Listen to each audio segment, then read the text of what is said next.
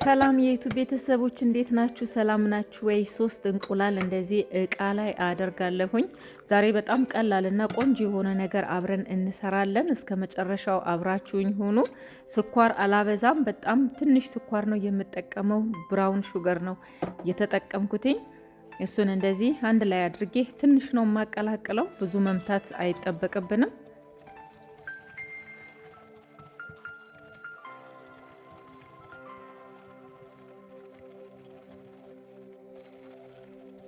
እንደዚህ ትንሽ ካቀላቀልኩትኝ በኋላ ዘይት እጠቀማለሁኝ። እኔ በጣም ትንሽ ኦሊቭ ኦይል ነው የተጠቀምኩት። ስኳርም የጨመርኩትን አይታችኋል። በጣም ትንሽ ነው ያደረኩትኝ።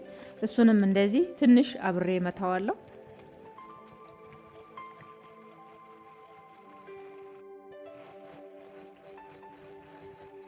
አሁን ይበቃዋል። በደንብ ነው የተዋሃደው። ከዚህ በኋላ ለማቀላቀላቸው ግብአቶች የምጠቀመው የእንቁላል መምቻ ነው። የእንቁላል መምቻውን ከመጀመሪያም ጀምረን መጠቀም እንችላለን። አሁን ትንሽ ሞቅ ያለ 1 ኩባያ ወተት ጨምሬያለሁኝ።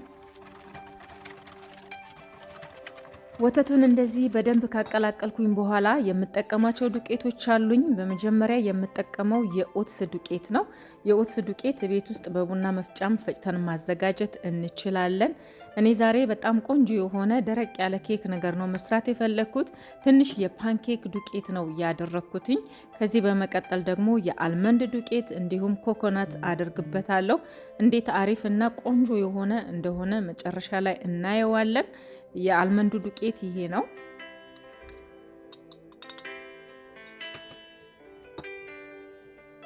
የአልመንድ ዱቄት ስንጠቀም ከሌሎቹ ዱቄት በመጠን መብለጥ የለበትም።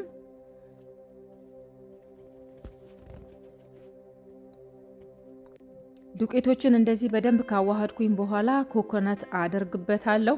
እናንተ ኮኮናቱን ትንሽ መፍጨት ትችላላችሁ። እኔ አልፈጨውትም፣ ዝም ብዬ እንዳለ ነው ያደረኩት።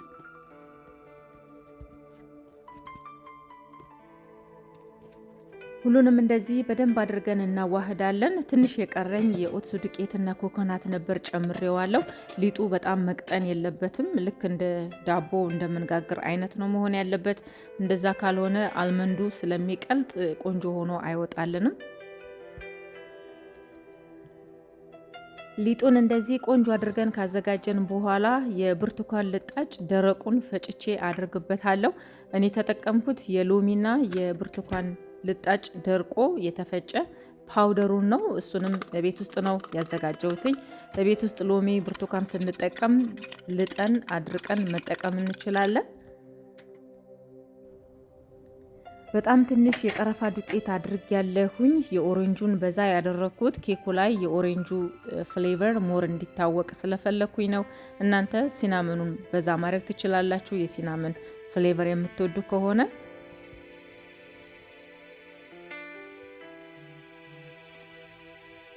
አንድ ማንኪያ የሚሆን ቤኪንግ ፓውደር ጨምሬ በደንብ አድርጌ አዋህደዋለሁኝ። ቤኪንግ ፓውደሩን ስናቀላቅል ልክ እንደ መጠቅለል ነገር ነው ማድረግ ያለብን።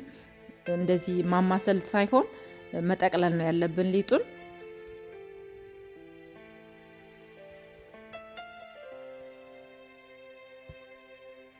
የተጠቀምናቸው ዱቄቶች ሲቀላቀሉ የሆነ የማጣበቅ አይነት ባህሪ ያላቸው ናቸው። በተለይ አልመንድና የኦትሱ ዱቄት ውሃ ሲነካው በጣም ነው የሚያጣብቀው። ስለዚህ የምንጋግርበትን እቃ በደንብ ዘይት ቀብተን ዱቄት ማድረግ አለብን። ካለበለዚያ እቃው ይይዝብናል። አሁን የሚበቃኝን ያህል መጋገሪያው ላይ አደርጋለሁ። ሊጡን ማብዛት የለብንም።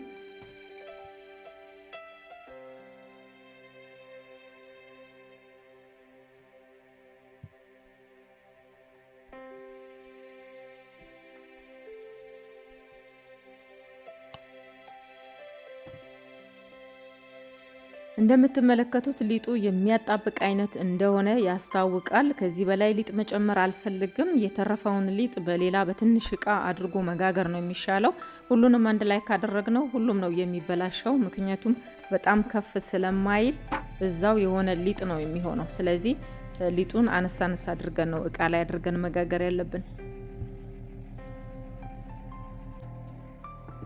እንደዚህ አዘጋጅቼ ኦቭን ውስጥ አስገብቼ አበስለዋለሁ። ቢያንስ ለአንድ ሰዓት በ350 ዲግሪ ፋራናይት ላይ አድርገን ማብሰል አለብን። ሲበስል ተመልሼ እመጣለሁ። ከዛ በፊት ግን ኦሬንጅ እንዴት አድርቄ እንደማስቀምጥ ላሳያችሁ።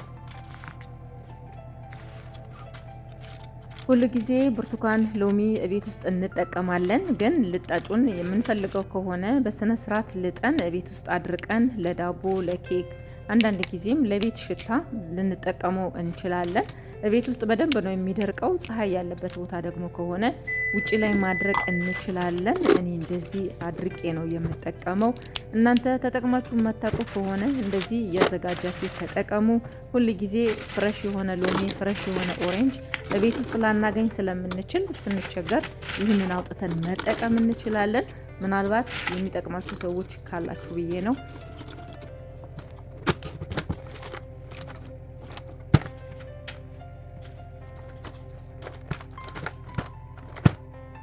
የአልመንድን ዱቄት ለተለያየ ነገር መጠቀም የምትፈልጉ ሰዎች ካላችሁ እንደዚህ በዛ ያለው ኮስኮ ነው የሚሸጠው። ኮስኮ አለ፣ ሌላ ቦታም ሊኖር ይችላል። ትንሽ ግን ውድ ይሆናል። በተሻለ ዋጋ ከኮስኮ መግዛት ትችላላችሁ። ከአልመንድ የሚዘጋጁ ኩኪሶች አሉ። እንደዚህ ኬክ መስራት ከፈለጋችሁ ከኮስኮ ያለውን ብትገዙ የተሻለ ነው። ከአልመንድና ከኦትስ ያዘጋጀነው ኬክ ይህንን ይመስላል። ለአንድ ሰዓት ይሆናል ኦቭን ውስጥ ያቆየሁት። በደንብ ነው የበሰለው። ድርቅ ነገር ብሏል። በላስቲክ እሸፍነዋለሁ። ደስ የሚል የኮኮናት ሽታ ነው ያለው። ኮኮናቱ ነው ሞር ሽታው የወጣው። በኋላ ደግሞ ቆርሼ አሳያችኋለሁ።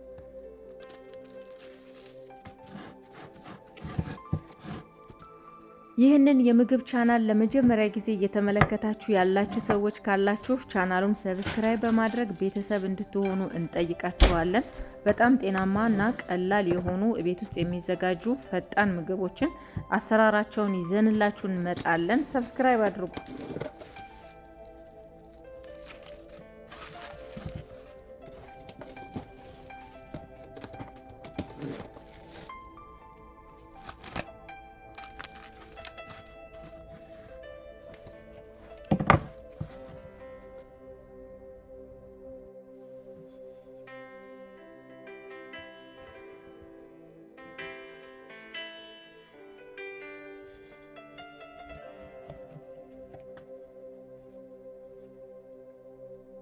ሲቆረስ ውስጡ ይህንን ይመስላል። አልመንድ እና ኦትስ ራሱ አይመስልም። በደንብ ነው የበሰለው። ውስጡ በደንብ ደረቅ ያለ ነው። ከስርም በደንብ እሳት ደርሶታል። በጣም ቆንጆ ነው። እንደዚህ ሰርታችሁ የማታውቁ ከሆነ ሰርታችሁ ሞክሩት። በተለይ ዱቄት ነገር መመገብ ለማትፈልጉ ሰዎች እንደዚህ ሰርታችሁ ለሻይ፣ ለቡና ቁርስ፣ ለስናክ የሚሆን ነው። በጣም ቆንጆ ነው። ሞክሩት፣ ትወዱታላችሁ።